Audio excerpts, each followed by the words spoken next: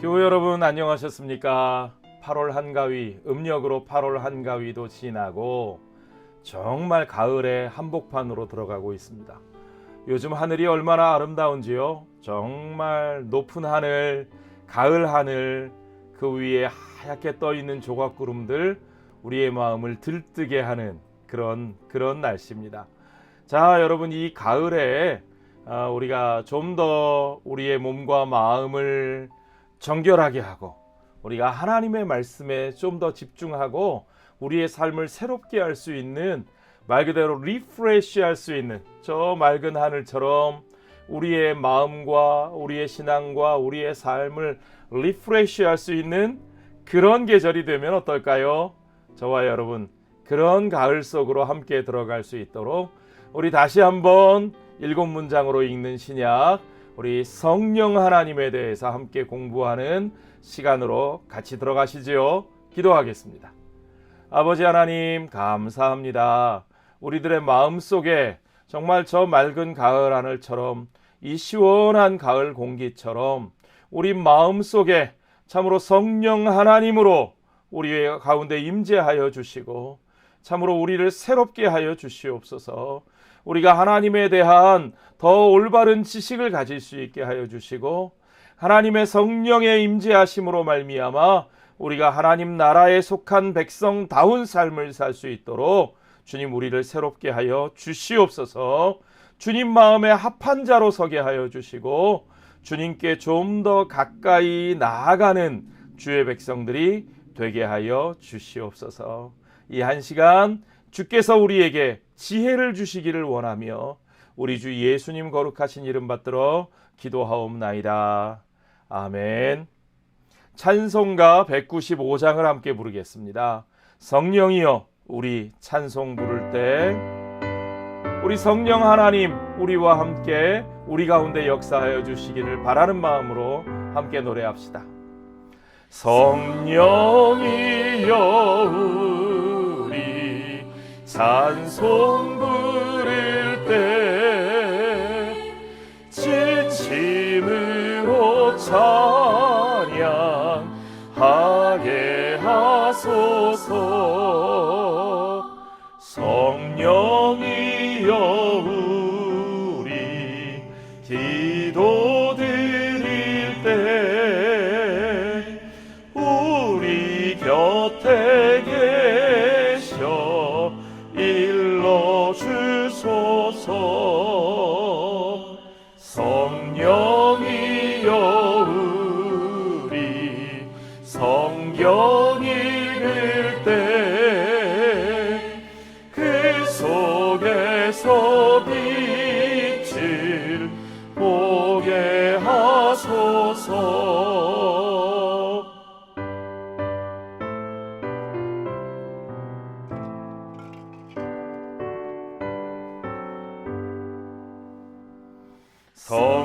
성령이여 우리 전도할 때에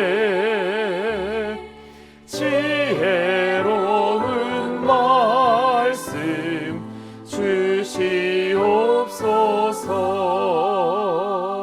성령이여 우리 겸손해져서 우리 주와 같이 되게 하소서. 아멘. 아멘.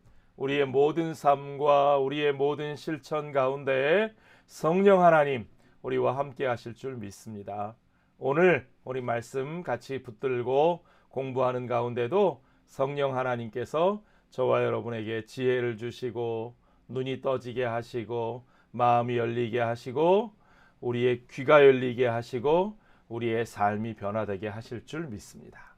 자, 오늘도 7문장으로 읽는 신약, 우리 게리 버지 교수님의 책 7문장으로 읽는 신약 제6과를 공부하겠습니다.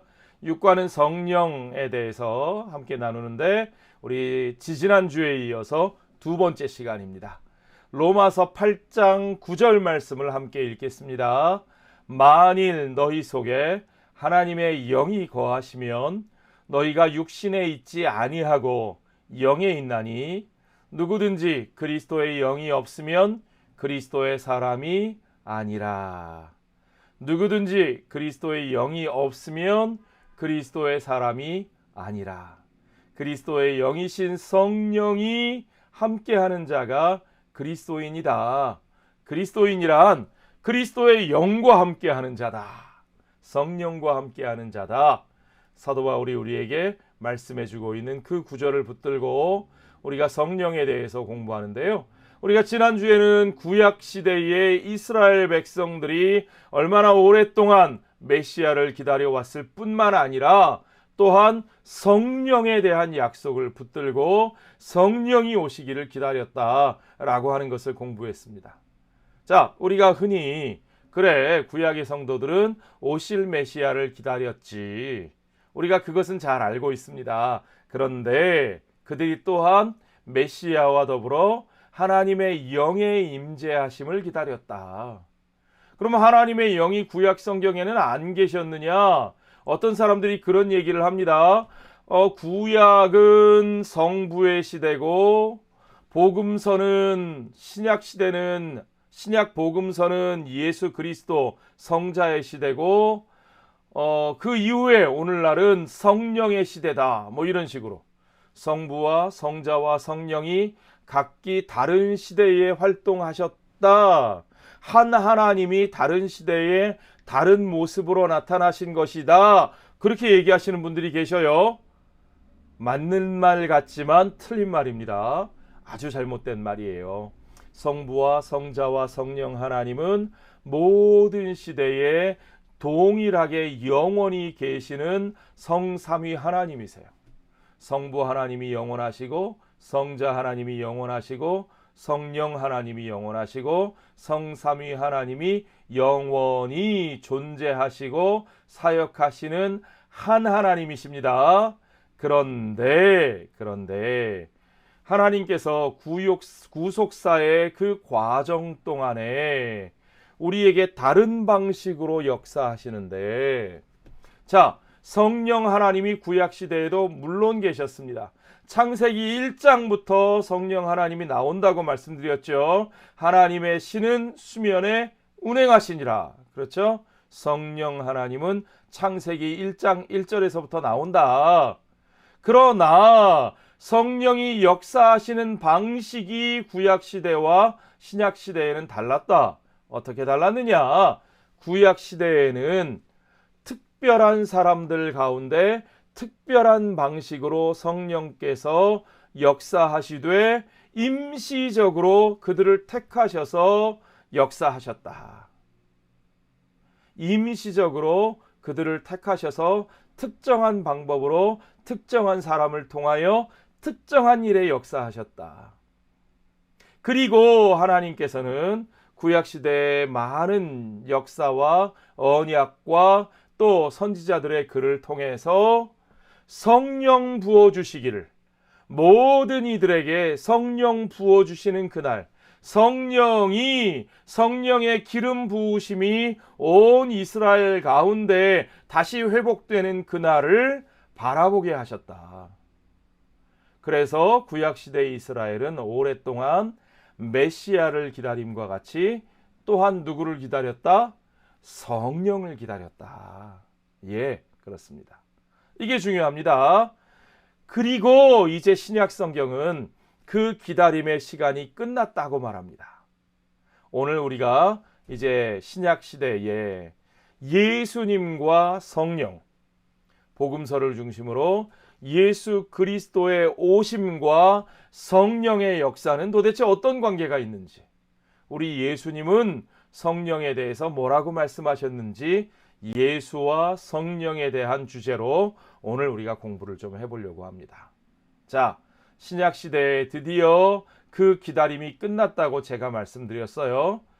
포로 시대 이후로부터 더욱 강렬하게 유대인들이 열망해 온 것들, 그게 무엇이냐? 메시아와 성령이 오시기를. 하나님께서 그들 가운데 다윗의 혈통을 이은, 다윗의 언약을 이을 메시아, 다윗 왕조를 다시 세울 메시아를 기다렸고, 또한 예루살렘 가운데, 성전 가운데, 이스라엘 가운데 성령의 기름 부으심이 다시 회복되기를 기다렸다. 그런데 바울이 뭐라고 말하느냐? 고린도전서 10장 11절에 보면 이런 구절이 나옵니다. 그들에게 일어난 일은 본보기가 되고 또한 말세를 만난 우리를 깨우치기 위하여 기록되었느니라. 구약 시대의 선지자들의 여러 말씀과 이스라엘의 역사가 우리에게 무엇을 가르쳐 주느냐? 말세를 만난 우리를 깨우치기 위하여 기록되었다. 이 말세를 만난 우리라고 하는 표현을 우리가 지금 공부하고 있는 이 책의 저자인 게리 버지 교수님은 시대의 정점에 도달했다, 이렇게 번역을 합니다. 우리가 말세를 만났다 하는 사도 바울의 표현을 시대의 정점에 도달했다. 우리가 보통 말세 그러면 마지막 날, 모든 시대가 끝나는 날, 종말의 때, 그러니까 막 우리가 가진 선입견은요, 우리가 살고 있는 이 세상이 다 무너지고 막 하늘에서 불이 떨어지고 모든 것이 다 불타 없어지는 그런 마지막 때를 자꾸 생각하는데, 성경에서 말하는 말세는 그런 때가 아니에요. 성경이 말하는 마지막 때는 여호와의 날, 주 여호와의 날, 주님의 날, 주님께서 계획하신 그날을 기본적으로 말하는 것이고, 그날은 어떤 날이냐? 주님께서 예비하신 그 시대의 정점에 도달하는 바로 그때 주님께서 준비하신 어떤 한 시대의 정점에 도달한다는 거예요. 그때가 어느 때냐? 그때가 바로 하나님이 약속하신 메시아의 때이고, 그 메시아의 때가 어떤 시대로 다가오느냐? 성령의 때로 또한 다가온다는 거죠. 예, 그렇게 메시아의 시대가 이르렀습니다. 이 말은 또한 동시에 이스라엘에게 성령의 때가 임했다라는 뜻이기도 합니다. 메시아의 시대와 성령의 때는 동시에 이루어지는 것입니다. 자, 여러분들이 사복음서를 다 읽어보셨을 텐데요. 마태, 마가, 누가, 요한복음을 읽어보면 각 사복음서의 첫 장들은 다 무엇을 우리에게 가져다 주느냐? 이제 새로운 시대가 열렸다 하는 이야기를 해요. 마태복음은 예수님의 족보를 통해서, 누가복음은 하나님 나라에 대한 선포를 통해서, 그렇죠? 예수님의 탄생의 이야기를 우리에게 살펴주면서 메시아의 탄생과 함께 거기에 같이 등장하는 이름이 무엇이냐면 성령이 일하고 계시다는 사실입니다. 특별히 누가복음 1장과 2장에서는요, 성령에 대한 언급이 10번 이상 나옵니다. 성령에 대한 언급이. 예수님에 대한 탄생을 얘기하면서 예수님의 탄생 이야기가 가장 자세히 나오는 게 누가복음이잖아요. 거기서 성령에 대한 언급이 10번 이상 나오고 있다는 거죠. 자, 복음서 이야기에서 특히 앞부분에 중요한 인물은 세례 요한입니다. 세례 요한이 왜 중요하냐? 단지 그가 예수님을 알아보고 예수님께 요단강에서 세례를 베풀었다, 그것만 중요한 것이 아니고요. 세례 요한은 구약의 마지막 선지자로서의 역할을 가지고 있었다는 겁니다. 자, 세례 요한의 모습을 여러분 한번 상상해 보세요. 약대 털옷을 입고 메뚜기와 석청을 먹으면서 광야에서 외치는 자의 소리로 살았다. 마치 엘리야와 같이, 그렇죠? 하나님께서 선지자들 가운데 성령으로 기름 부으셔서 하나님의 메신저로 쓰셨던 바로 그 모습, 그 구약의 선지자들의 모습을 마지막으로 우리에게 보여주는 사람이 바로 엘리야입니다. 그리고 그 엘리야의 사역의 중심에는 메시아를 선포하는 거죠. 그런데 다른 선지자들의 사역과 질적으로 다른 것이 뭐냐면 다른 선지자들은 앞으로 오실 메시아에 대해서 막연하게 오실 것이다 라고 선포했다면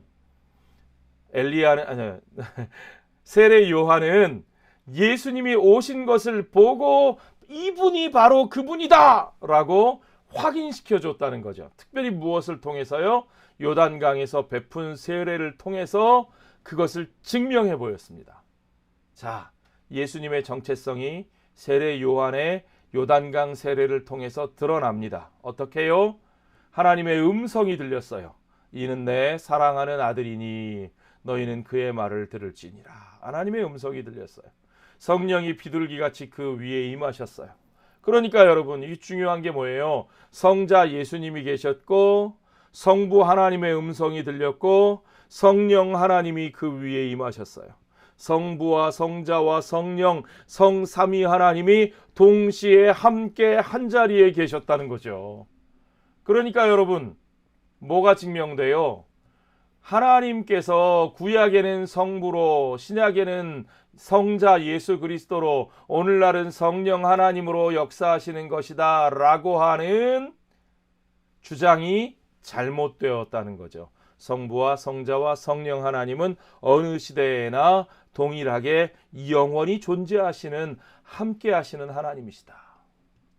자, 어쨌든 성령님이 예수 그리스도 위에 임하셨습니다. 하나님의 기름 부음 받은 메신저로서 하나님의 아들이신 예수 그리스도의 정체성을 분명하게 확인시켜 주는 모습이죠. 요한복음에서는 이게 더 구체적으로 강조되어 있는데요. 요한복음 1장 31절에 보면 나도 그를 알지 못하였으나, 요한의 증언이죠. 내가 와서 물로 세례를 베푸는 것은 그를 이스라엘에 나타내려 함이라 하니라. 세례 요한이 이렇게 말했어요. 32절에 보니까 요한이 증언하여 이르되 내가 보매 성령이 비둘기같이 하늘로부터 내려와서 그의 위에 머물렀더라. 누가복음에 보면, 이 공관복음에 보면 성령께서 내려왔다라고만 표현되어 있는데 요한은 그 위에 내려와서 머물렀다라고까지 표현을 해요. 나도 그를 알지 못하였으나 나를 보내어 물로 세례를 베풀라 하신 그이가 나에게 말씀하시되 성령이 내려서 누구 위에든지 머무는 것을 보거든 그가 곧 성령으로 세례를 베푸는 이인 줄 알라. 그가 성령으로 세례를 베푸는 이인 줄 알라. 이 말은 하나님의 아들 메시아가 어떤 분이냐, 무슨 일을 하는 사람이냐, 성령으로 세례를 베풀 사람이다 라고 하는 메시아의 아이덴티티를 분명하게 확인시켜주는 일인 거죠. 예수가 메시아다라는 얘기가 이 안에 들어있을 뿐만 아니라 메시아는 성령으로 세례를 베푸는 사람이다 라고 하는 것까지 여기에 담겨 있는 거죠. 그렇죠, 여러분? 보세요. 성령이 예수 위에 임하심으로 말미암아 예수가 하나님의 아들 메시아임을 확인해 주셨고, 또한 그 내용이 뭐냐? 누구든지 그 위에 머무는 것을 보거든 그가 곧 성령으로 세례를 베푸는 이인 줄 알라. 그러므로 메시아는 뭐 하는 분이냐? 성령으로 세례를 베푸는 분이다. 그러니까 성령으로 세례를 베푸는 것이 메시아의 아이덴티티다, 정체성이다. 메시아가 바로 그런 일을 하시는 분이다. 세례 요한은 그것을 알고 그가 바로 하나님의 아들이심을 증언하였다. 요한복음 3장 34절에서 35절에 보면 요한은 예수님의 사역을 이런 말로 서술합니다. 하나님이 보내신 이는 하나님의 말씀을 하나니 이는 성령을 한량없이 주심이라. 누가 누구에게 성령을 주셨다고요? 하나님이 예수 그리스도께 성령을 주셨다는 얘기예요. 아버지께서 아들을 사랑하사 만물을 다 그의 손에 주셨으니, 하나님이 예수 그리스도께 성령을 수여하셨습니다. 성령을 부어주셨어요. 그 성령을 받은 예수 그리스도께서는 또한 그 성령으로 그의 백성들에게 성령으로 세례를 베푸시는 분이 되셨어요.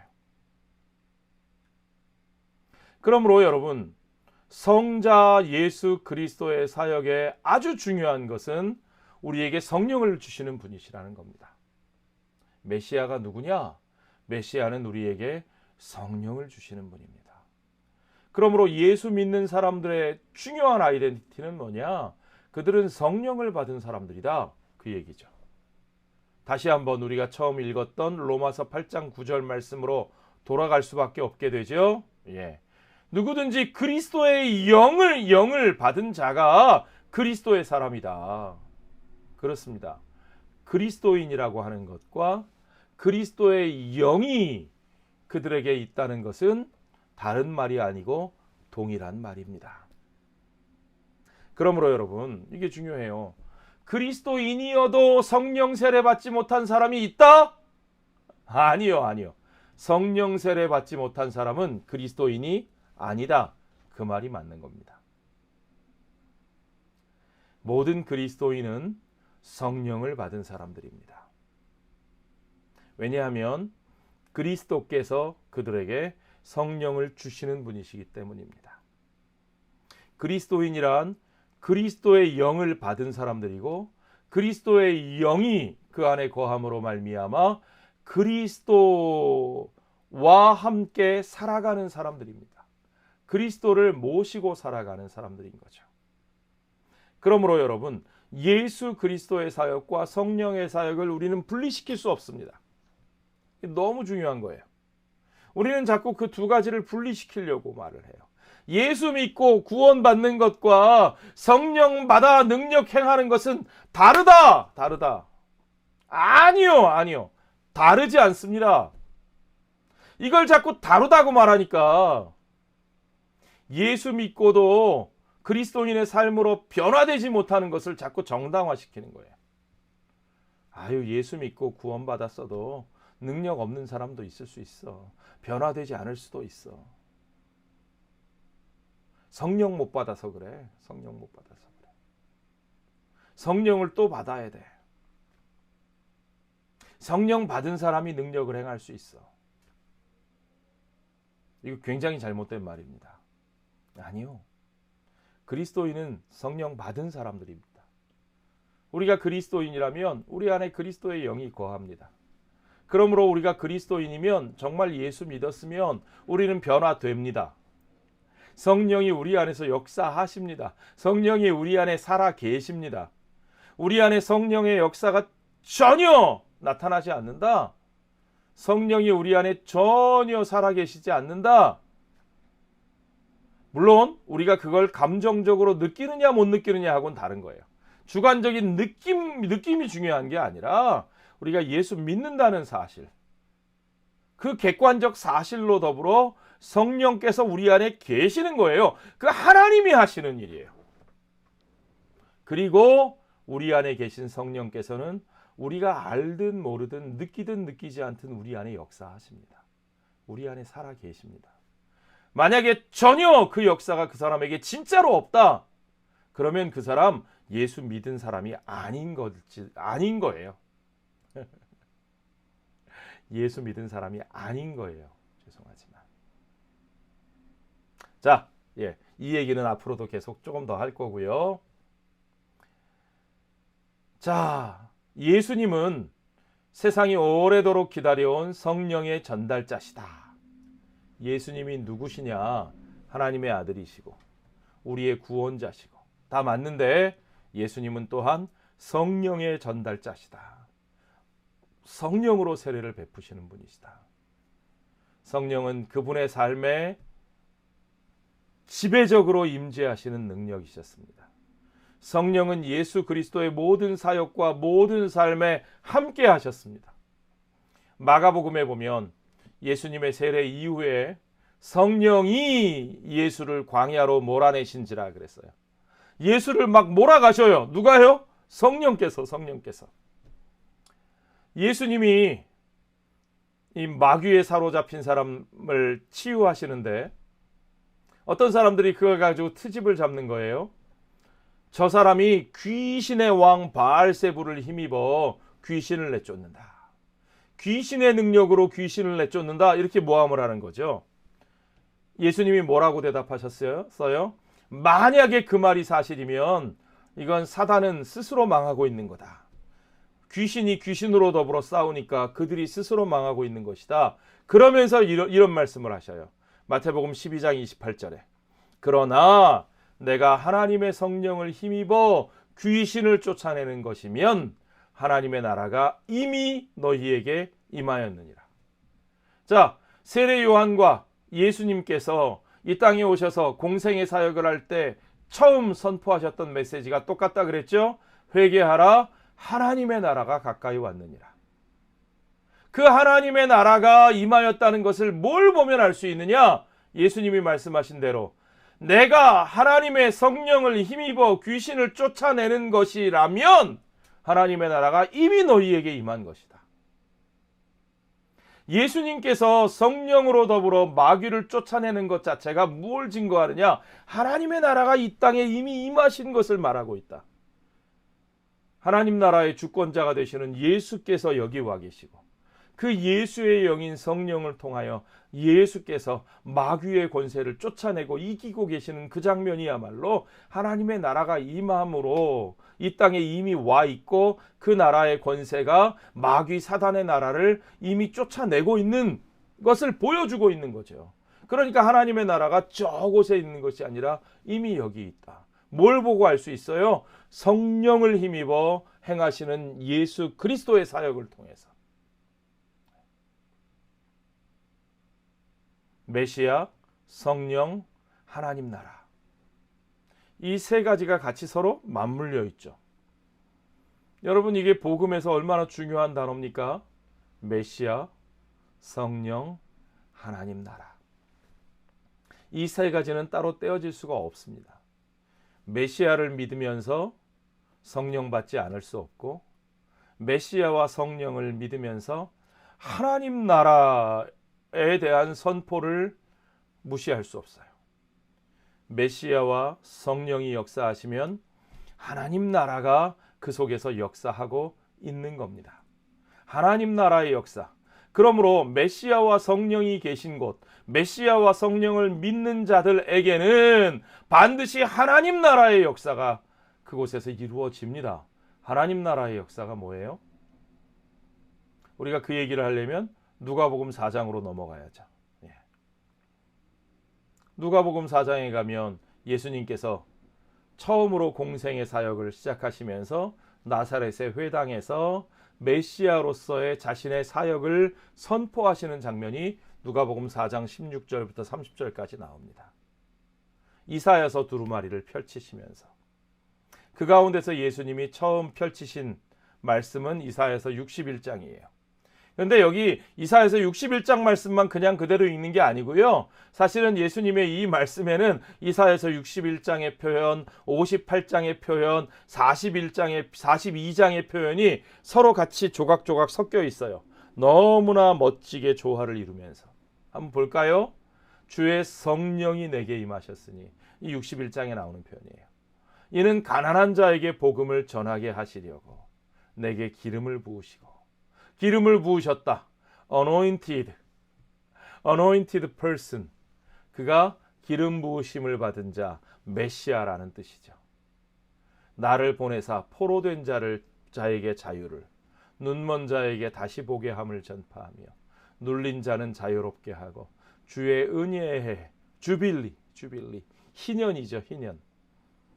그 희년의 은혜를 전파하게 하려 하심이라. 자, 이게 중요한 거예요. 메시아, 성령. 메시아가 누구냐? 주의 성령이 나에게 임하였다. 주의 성령으로 기름 부으신 분, anointed person. 메시아와 성령이 같이 일하시는 거예요.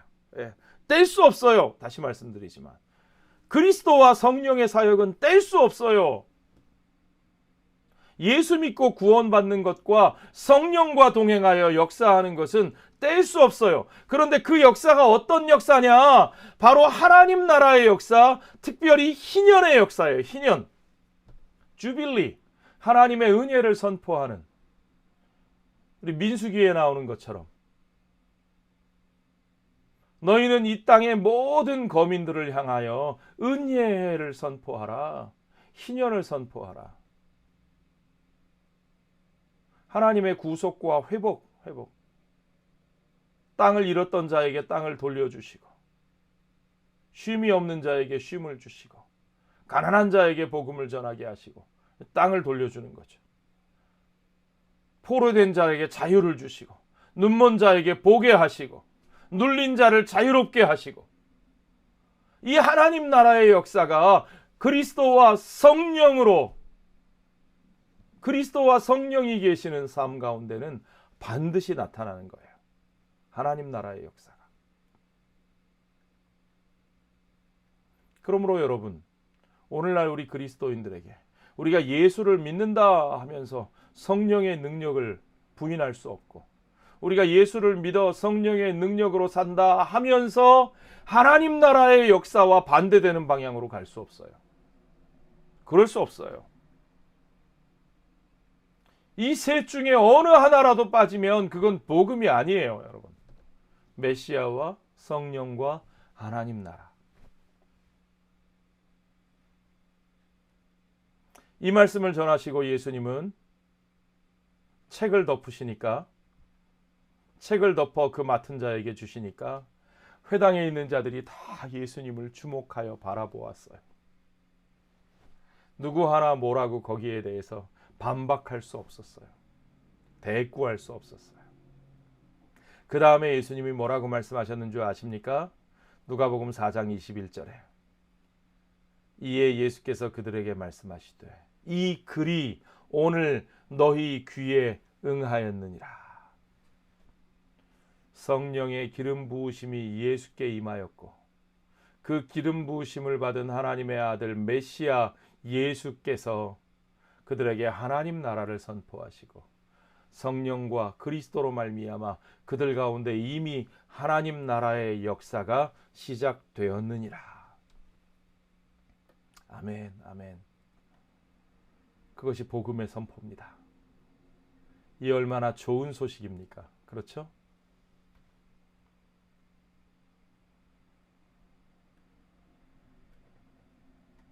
그리스도가 어떤 분이신지 우리는 분명히 알 수 있습니다.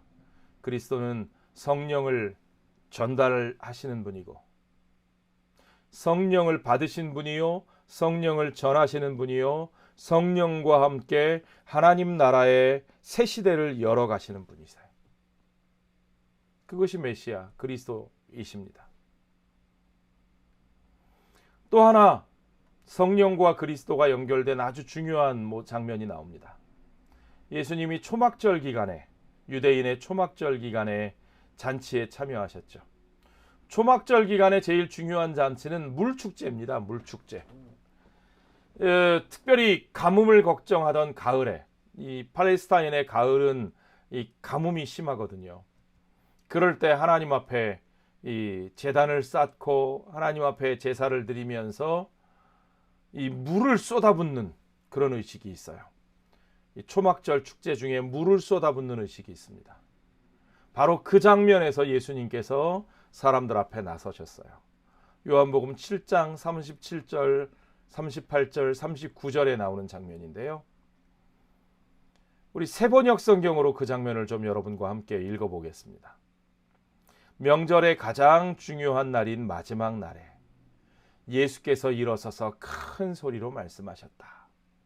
목마른 사람은 다 나에게로 오너라. 나를 믿는 사람은 마셔라.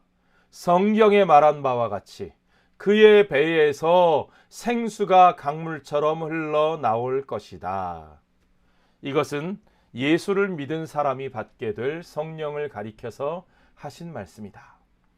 예수께서 아직 영광을 받지 않으셨으므로 성령이 아직 사람들에게 오시지 않았다.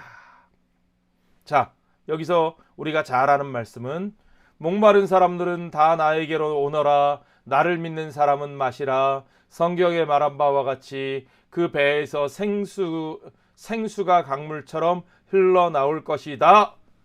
그 배에서 생수가 강물처럼 흘러나올 것이다. 이 말씀이요, 여러분. 여러분 이 말씀을 어떻게 이해하셨어요? 나를 믿는 자는 그 배에서 생수가 강물처럼 흘러나올 것이라.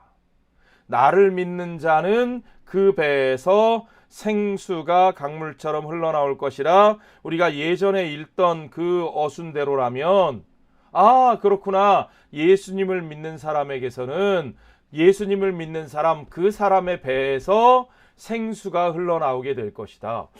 예수 믿으면 배에서 생수가 흘러나와? 그게 무슨 말이지?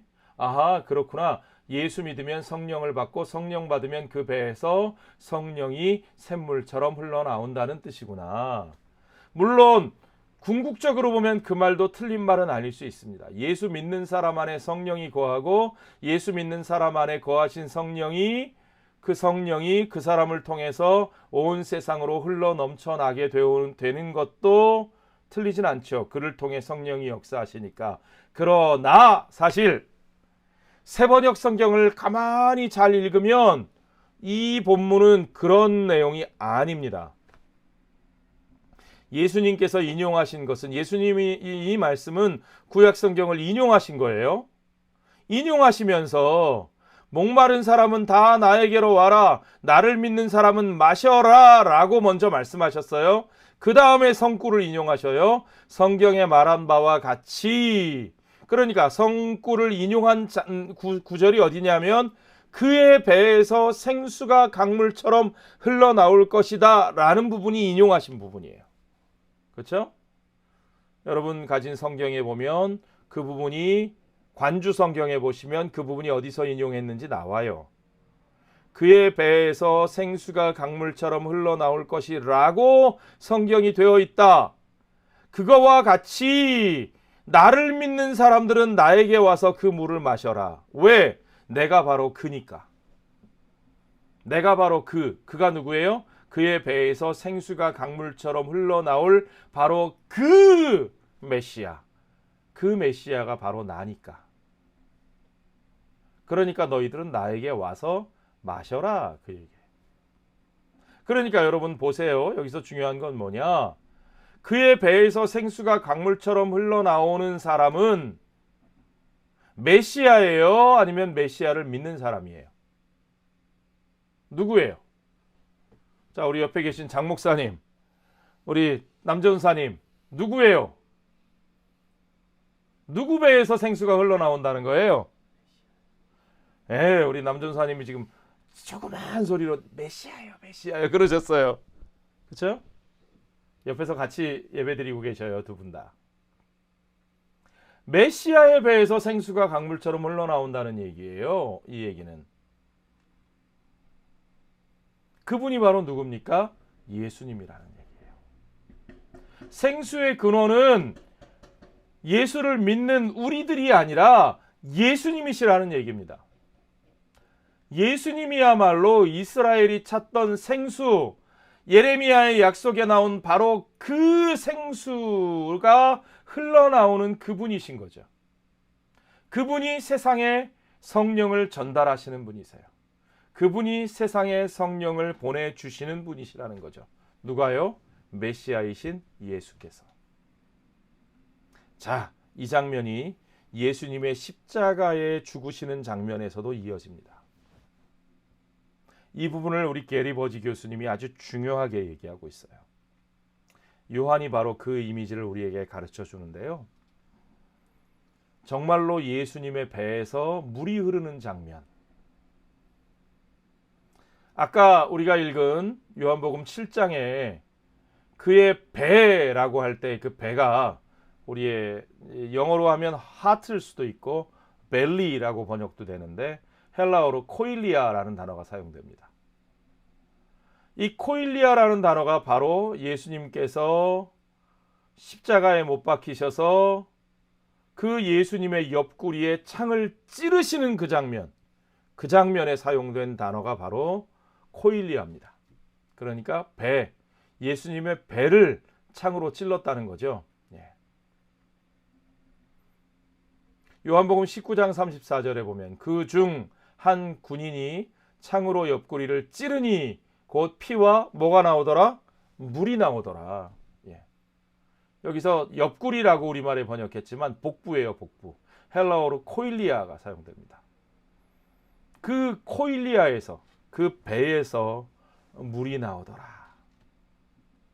요한이 의도적으로 7장과 19장에서 같은 단어를 사용하고 있다라고 보는 겁니다.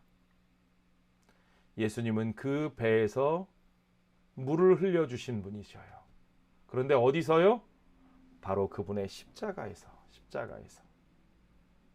예수님은 그렇게 우리에게 성령을 흘려 보내주신 분이신데, 그분이 돌아가실 때, 그분의 생명이 폭력으로 파괴될 때, 성령이 그분의 배로부터 그분이 말씀하신 그대로 세상을 향해서 그 성령의 물이 흘러내리게 되는 장면을 요한은 우리에게 보여주고 있는 것입니다.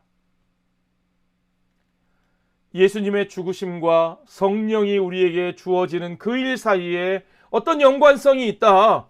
예수님의 죽음, 떠나심과 성령을 주심 사이에 연관성이 있다 하는 것은 예수님의 다락방 강화에서도 나옵니다. 다락방에서 제자들에게 말씀하실 때 예수님이 5번이나 성령을 줄 것이다 말씀하셨는데, 특별히 성령을 주시는 그 일이 어떻게 이루어지느냐, 요한복음 16장 7절에 보니까 내가 떠나가는 것이 너희에게 유익이라. 내가 떠나가지 아니하면 보혜사가 너희에게로 오시지 아니할 것이요, 가면 내가 그를 너희에게로 보내리라. 예수님께서 떠나가시는 것, 아까도 나왔죠. 그가 영광을 받지 아니하셨으므로 아직 그들이 성령을 받지 못하였더라. 그가 영광을 받는 것이 무슨 말입니까? 요한은 예수 그리스도가 영광을 받으시는 것을 정확하게 그의 죽으심에다가 갖다가 연결시키고 있죠. 그러니까 예수 그리스도가 죽으심으로, 예수 그리스도가 제자들 곁을 떠나심으로 말미암아 그의 성령이 우리에게 전달되어진다고 하는 사실을 우리에게 보여주는 거죠. 메시아는 그의 죽으심으로 우리에게 성령을 전하시는 분이셨습니다. 십자가 위에서 성령이 흘러내리는, 성령이 물로 흘러내리는 그 상징이 나타나는 이유가 무엇인지를 우리에게 알게 해주는 거죠. 십자가에 달린 예수님의 몸에서 물이 흘러나오고, 그리고 반대로 그분은 목마름을 느끼십니다. 요한복음 19장 28절에 그 후에 예수께서 모든 일이 이미 이루어진 줄 아시고 성경을 응하게 하려 하사 이르시되 내가 목마르다 하시니, 우리에게 그 물을 흘려 보내주시고, 우리를 위하여 그 물을 흘려 보내주시고 그가 목마르게 되셨다는 사실입니다. 여기서 게리 버지 교수님이 우리에게 아주 놀라운 번역을 소개하는데요. 요한복음 19장 30절에 나오는 표현입니다. 예수님이 죽으시는 그 장면인데, 우리말 개역 개정 성경에는 머리를 숙이시니 영혼이 떠나가시니라 그렇게 되어 있습니다. 그런데 이 책의 저자인 게리 버지 교수님은 그분은 머리를 떨구신 뒤 성령을 내려놓으셨다. 여기서 예수 그리스도의 영혼이 떠나가셨다, 이 영혼이라고 하는 예수 그리스도의 영혼을 성령으로 표현하셨습니다. 그분이 품고 계시던 성령을 내려놓으셨다. 그 성령이 어디로 가셨을까요? 예수 그리스도가 죽으심으로 그에게서 떠나가신 그의 영혼이 어디로 가셨을까요? 너무너무 중요한 표현이죠. 여기서 우리는 예수님께서 세상을 떠나심으로써 어떤 일이 벌어지고 있다, 어떤 정말 중요한 일이 벌어지고 있다라는 것을 요한의 그림을 통해서 우리가 볼 수 있어야 됩니다. 바로 그때를 위하여 예수께서 이제까지 준비해 오셨어요. 그 준비해 오신 것이 하나하나 드러나기 시작합니다. 그 선물의 포장지가 풀리기 시작합니다. 예수께서 그토록 그 죽음의 길을 걸어가시며 그가 그토록 사랑하는 제자들 곁을 떠나겠노라고 갈릴리에서부터 예루살렘으로 오시는 동안에 그가 계속해서 내가 너희를 떠날 것이다, 떠날 것이다, 떠날 것이다 라고 말씀하시면서 너희에게 성령을 주겠노라, 성령을 주겠노라, 성령을 주겠노라 말씀하시면서 말씀하셨던 그 성령이 이제 세상 속으로 진짜로 들어가시는 거예요. 예수 그리스도 안에 계시던 성령이, 그가 품고 계시던 성령이 이제 그가 죽으심으로, 그가 고개를 떨구심으로, 그가 떠나심으로 성령이 그를 떠나 이제 세상으로 제자들 가운데로 그리고 사흘 만에 부활하신 날 예수님께서 제자들이 숨어있던 그 방을 찾아가서 그들을 만나실 때 예수님께서 그들에게 숨을 내쉬며 뭐라고 말씀하셔요? 성령을 받으라. 정말로 그들에게 성령을 받으라 하고 성령을 주시는 거죠. 그렇죠? 이 그림들이 여러분 하나하나 그려지십니까? 예수께서 무엇을 위해 이 땅에 오셨고, 예수께서 누구와 함께 이 사역을 하셨고, 예수께서 어떻게 이 세상을 떠나시며 예수께서 어떻게 그 성령을 제자들에게 부어주시는지, 예수의 사역의 목적이 무엇인지, 예수께서 제자들에게 그토록 주고자 하셨던 것이 무엇인지 여러분 아시겠습니까? 그분이 바로 성령 하나님이십니다.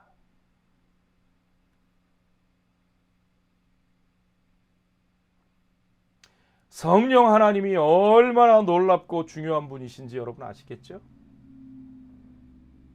복음은 성령에 대한 복음입니다. 복음은 성령의 오심에 대한 소식입니다. 복음은 우리에게 성령을 부어주시는 소식입니다. 복음은 이제 우리가 성령과 함께 예수의 영과 더불어 하나님의 미션을 이 땅 가운데 펼쳐갈 수 있게 되었다는 뜻입니다. 신약 성경에 따르면 메시아 예수 그리스도의 등장과 함께 이제 구약 시대부터 약속하셨던 그 성령께서 이 세상 속으로 들어오셨습니다. 성령께서 예수 그리스도의 사역에 활력을 불어넣는 능력이 되셨고, 그분이 돌아가실 때에 세상 가운데 주어질 그분의 임재였습니다. 성령은 우리 가운데 계신 그리스도의 영이시고 그리스도의 임재고 우리와 함께 하시는 그리스도이시고 우리와 함께 하시는 하나님이십니다. 누가는 이것을 아주 잘 이해했고 우리에게 그것을 잘 전달했습니다. 누가가 그것을 어떻게 전달하는지 보세요. 예수님께서 마지막 정말 제자들을 떠나시면서 이제 부활하셨던 주님이 승천하시면서 제자들에게 이렇게 말씀하시죠. 누가복음 24장 49절에 내가 내 아버지께서 약속하신 것을 너희에게 보내리니 약속하신 성령을 보내리니 너희는 위로부터 능력으로 입혀질 때까지 이 성에 머물라. 위로부터 능력으로 입혀질 때까지 이 성에 머물라. 예루살렘에 머물라. 그 이유는 무슨 뜻이죠? 성령을 받고 나서야 너희가 세상에 가서 일할 수 있다는 얘기예요. 성령을 받고 나서야 너희가 세상 가운데 가서 그리스도의 영과 함께 할 때에야 너희는 세상 가운데서 하나님의 선교에 동참할 수 있다는 얘기예요. 여러분, 하나님의 성령이 없이 그리스도의 영이 없이 우리가 세상 가운데 하나님의 선교에 동참할 수 없습니다. 그리스도의 영이 없이 우리가 그리스도인으로 살 수 없습니다. 그리스도의 영이 없이 우리가 그리스도의 교회로 온전히 세워질 수 없습니다. 그리스도의 영이 없이 우리가 예수 믿는 자로 구원받을 수 없고 구원받은 삶을 살 수 없습니다. 예수 그리스도께서는 성령과 함께 이 땅에 오셨고 성령과 함께 이 땅에서 역사하셨고 성령을 우리에게 부어주시기 위해서 십자가에서 피 흘리시며 또한 그 배에서 물을 흘려 보내주셨습니다. 예수 그리스도가 저 아버지 우편으로 떠나시며 그의 약속하신 대로 성령이 제자들에게 부어지심으로 교회가 시작되었습니다. 어떤 분들은 그러니까 제자들이 예수 믿었는데도 성령 못 받으면 안 된다고 말씀하신 거 아니에요? 예수 믿는 것과 성령 받는 건 다른 거 아니에요? 아니요. 그렇게 보시면 오해하는 거고요. 교회가 어느 때 시작하느냐를 보시면 돼요. 다음 시간에 더 자세히 얘기할 텐데, 교회와 성령에 대해서. 교회는 성령의 임하심과 동시에 시작하는 겁니다. 그때부터 시작하는 거예요. 성령이 임하시기 전까지는 교회도 없고 우리가 그리스도인도 아닌 거예요. 그리스도인, 그리스도의 몸 된 교회, 성령과 함께 합니다. 성령과 함께 시작합니다. 그리스도의 일은 성령과 함께 되어집니다. 이것이 바로 그리스도인들이 하나님의 일을 하는 데 있어서 우리가 성령 받지 않고는 아무 일도 할 수 없다는 말입니다. 그 말은 우리가 예수를 믿어서도 성령을 따로 받는 체험을 해야 된다는 뜻이 아니고, 우리가 참으로 예수를 믿는다는 것은 그리스도의 영이 우리와 함께 계신다는 것이고, 그리스도의 영으로 말미암지 않고는 우리가 아무 일도 할 수 없는 존재라는 말입니다. 그리스도께서는 바로 이 성령을 우리에게 부어주시고 우리가 성령과 더불어 성령의 사람으로 살게 하시기 위해서 이 땅에 오셔서 우리를 위하여 십자가에서 죽으셨습니다. 그리스도께서 우리에게 부어주신 성령, 그리스도께서 십자가에서 죽으심으로 우리에게 보내주신 그 성령 하나님이 우리 안에 계시는 것을 믿고 온전히 구원받은 삶, 즉 성령 받은 삶, 성령과 함께하는 삶이 저와 여러분의 삶 가운데, 주님의 교회된 우리들의 공동체 가운데 언제나 영원토록 함께 하시기를, 역사하시기를 우리 주님의 이름으로 간절히 바랍니다. 함께 기도하겠습니다. 아버지 하나님, 감사합니다. 참으로 우리에게 메시아 예수 그리스도와 그리스도의 영이신 성령 하나님을 우리에게 부어주시고, 우리가 이제 참으로 메시아의 몸으로 이 땅 가운데 세워져 성령의 기름 부으심을 받은 공동체로 우리가 이 땅 가운데서 가난한 자에게 복음을 전하게 하시고, 눈먼 자를 보게 하시고, 우리가 갇힌 자들을 자유하게 하시고, 우리가 주의 은혜의 해를, 주의 희년의 해를 선포하는 자로 살게 하시니 감사합니다.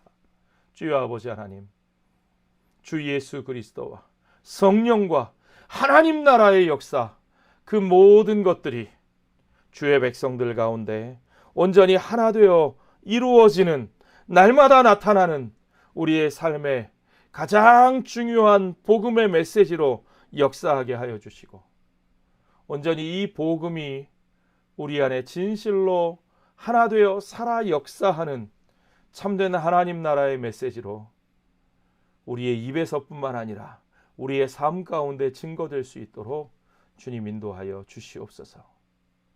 그리스도의 공동체, 성령의 공동체, 하나님 나라의 공동체로 우리 각 사람이, 또한 우리들의 공동체가 바로 서게 하여 주시옵소서. 감사드리며 우리 주 예수님 거룩하신 이름 받들어 기도하옵나이다. 아멘. 이제는 십자가에서 피 흘리심으로, 물과 피를 쏟으심으로 우리에게 성령을 부어주신 주 예수 그리스도의 은혜와, 참으로 성령을 너희에게 부어주리라 약속하신 그 오랜 언약을 지키신 신실하신 우리 하나님의 은혜와 하나님의 사랑과, 우리 가운데 임하사 땅끝까지, 세상 끝날까지 동행하시고 역사하시는 성령 하나님의 역사가 온전히 그리스도 예수의 영과 더불어 하나님 나라의 공동체로, 하나님 나라의 백성으로 쓰임받기를 소원하는 모든 주의 성도들과 교회 위에 이제로부터 영원토록 함께 있을지어다. 아멘.